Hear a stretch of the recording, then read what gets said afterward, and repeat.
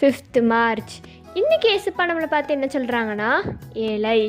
இந்த ஏழை கூப்பிட்டான், கர்த்தர் கேட்டு அவனை அவன் இடுக்கண்களுக்கெல்லாம் நீங்களாக்கி ரட்சித்தார்னு சங்கீதம் 34:6 சொல்லப்பட்டிருக்கு.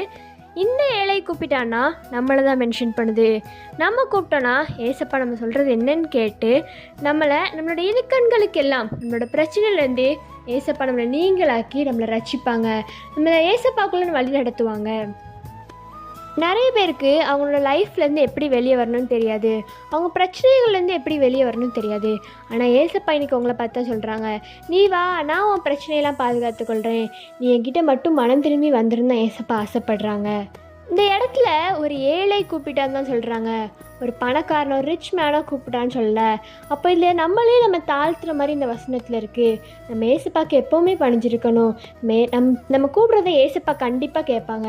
கேட்டு நம்மளோட இடுக்கண்களுக்கு எல்லாம் நம்மளை நீங்களாக்கி ரசிப்பாங்க. இன்றைக்கி நம்ம ஏசப்பாட்ட என்ன கேட்கணும்னா, ஏசப்பா இந்த ஏழை கூப்பிடுற ஏசப்பா, நான் சொல்கிறத நீங்கள் கேட்டு என்னோட பிரச்சனையில் எல்லாத்தையும் நீங்கள் நீங்களாக்கி என்னை ரசிங்கன்னு கேளுங்க.